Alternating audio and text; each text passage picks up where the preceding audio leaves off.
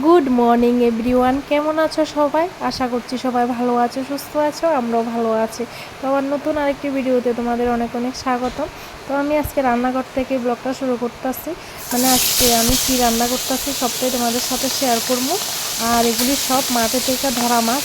আর তোমাদের আমি প্রায় কই যে মাঠের থেকে মাছ ধরি, কিন্তু কোন মাঠ এটা তোমাদের সাথে একদিন অবশ্যই আমি শেয়ার করব। তো দেখো এখানে আমি 3-4 রকমের মাছ নিয়ে আনেছি।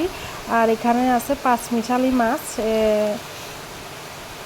মানে আজকে 3-4 রকমের মাছের রান্না হইব, আলাদা আলাদা করে তোমরা দেখতে পাবে। আর এখানে যদি দেখতেছো আমি পেঁয়াজ, লঙ্কা, তারপরে জিরে ধনে গুঁড়ো সব কিছু আগে থেকে দিয়ে রাখছি। এই মাছটি হচ্ছে পাঁচমিশালি, মানে 5-6 রকমের মাছ আছে। তো এই মাছটা দিয়া এখন আমি আলু ঝিরিঝিরি করে কাটতে নিচ্ছি, এটা দিয়ে আজকে রান্না হইব। তো কালকে আমি একটা ভিডিও ছাড়ছিলাম, এটা শুধু পেঁয়াজ দিয়া করছিলাম ভিডিওটা, মানে পাঁচমিশালিয়ে। তো মানে তরকারিটা আমি পেঁয়াজ দিয়া করছিলাম পাঁচমিশালি মাছের। আর আজকে মানে সকালবেলা আবার করতেছি, যেহেতু মাছ একটু বেশি আসছিল। তো আমি অর্ধেক আগে মানে যেদিন আনছে মানে কালকে আনছিল, কালকে কইরা নিছি অর্ধেকটা, আর আজকে অর্ধেকটা করতেছি। তো আর অর্ধেক পাঁচমিশালিটা এখন আমি তোমার সব কিছু ময় মশলা দিয়া, তো তোমরা দেখতেই পাইছো কি কি দিছি। লঙ্কা আছে 2 রকমের, শুকনা লঙ্কা আর কাঁচা লঙ্কা, মানে আজকে শিলনোড়াতে বাইটে আমি রান্নাটা করছি।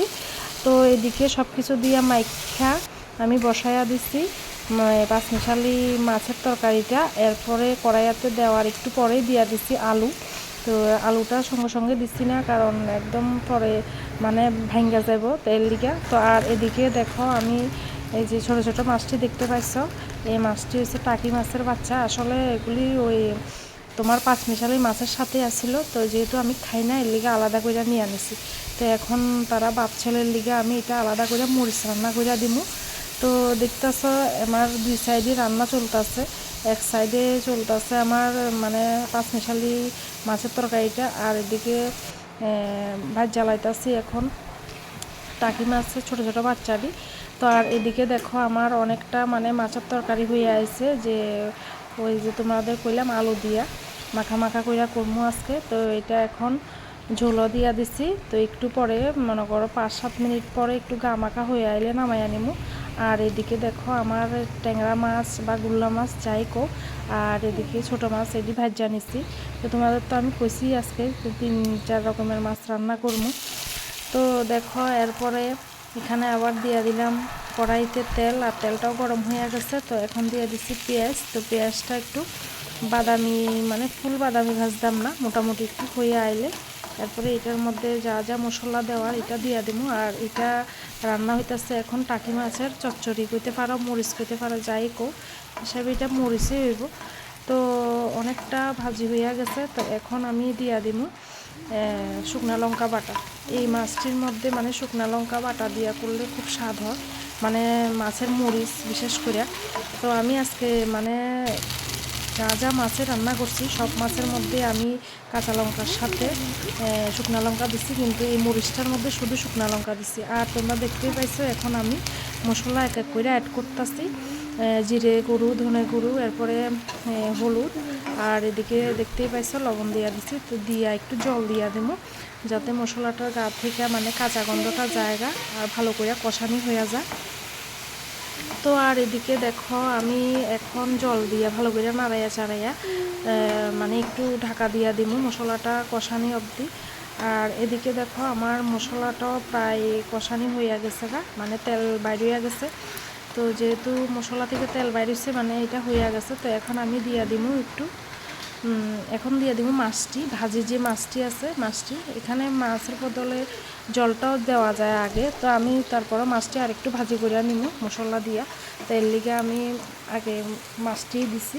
তো এরপরে দিয়ে আমি এখন ঝোল দিয়া দিব। তো ঝোল দিয়া বেশিক্ষণ না, যতক্ষণ না মানে মাছটা একদম শুকাইয়া গা মাখা মাখা হয়ে যায়, তো এরকম একটা অবস্থায় আমি নামাইয়া নেব। তো তোমরা ব্লগটার পাশে থাকো, আশা করি তোমাদের কাছে ভালো লাগবো। তো এখন দেখো আমি জল দিয়া ফুটাইয়া একদম এই পর্যায়ে মাছটা নিয়ে আসি। তো এখন টাকি মাছের মানে মরিচটা হয়ে গেছে। আর এদিকে দেখো পাঁচমিশালি মাছের তরকারিটাও আমার এখানে হয়ে গেছে। তো এটা হয়ে যাওয়ার পরে এখানে দেখো আরেকটা জিনিস আমি দিমু, তো কী দিমু এটা তোমরা দেখো, দেখলেই বুঝতে পারবা। তো আমি নিয়ে আসি যাইয়া মানে আমরা গাছের ওই লেবু পাতা, তো আমার কাছে খুব ভালো লাগে এমন যে কোনো ছোটো মাছ রান্না করলে, বিশেষ করে মানে মগা মাছ বা এমন মিশালি মাছ রান্না করলে এটার মধ্যে দিলে ভালোই লাগে। তো এদিকে আমার টাকি মাছের মরিচ আর এদিকে আমার পাঁচমিশালি মাছটা হইয়া গেছে।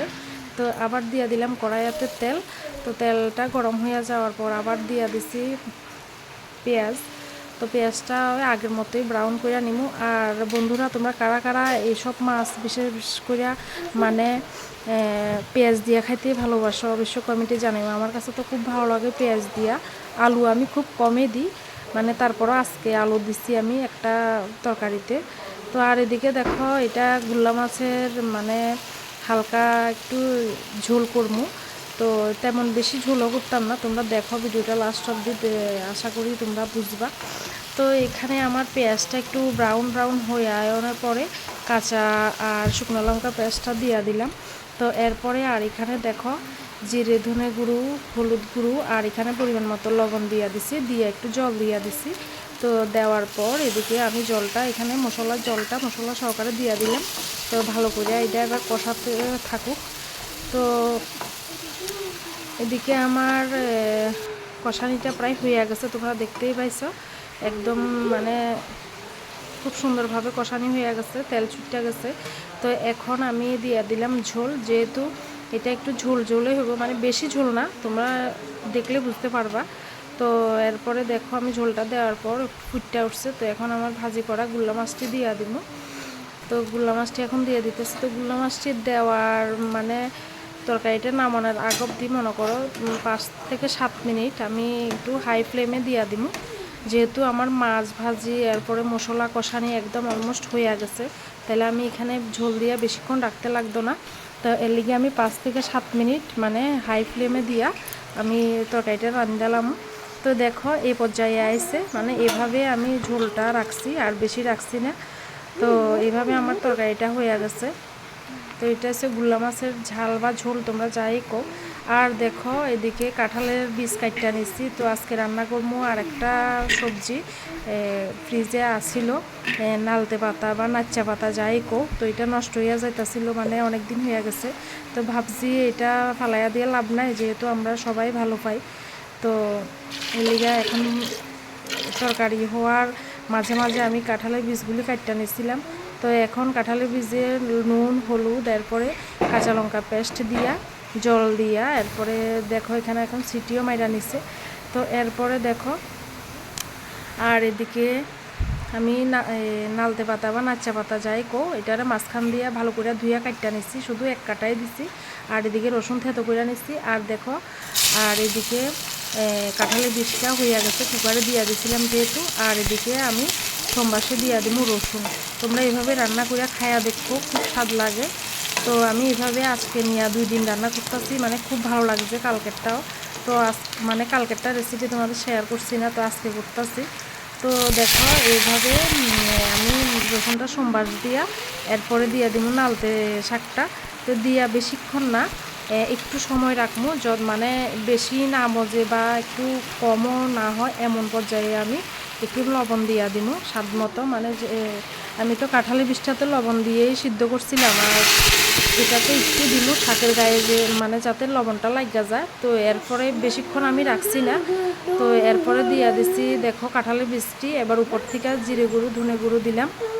তো জিরে ধনে গুঁড়ো দিয়া আর 2-3 মিনিট এটারে ভালো করে ফুটামু। তো ফুটে আসাটা দেখো এইরকম ঝোল থাকবো।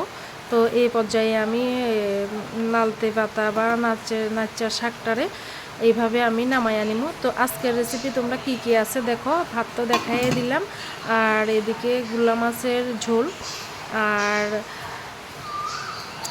এদিকে আছে ছোট ছোট বাচ্চা টাকি মাছের এখানে মরিচ করছি, যেটা আমি খাই না, মানে ভালোবাসি না। তা আর এদিকে করছি পাঁচমিশালি মাছের তরকারিটা। তো আবার এদিকে দেখো কইরালাইছি নালতে শাকটা। তো আজকের ভিডিওটা তোমাদের কাছে কেমন লাগছে অবশ্যই কমেন্টে জানাইও। ভালো লাগলে অবশ্যই লাইক করে যাবে, আর বন্ধুদের সাথে অবশ্যই শেয়ার করবা।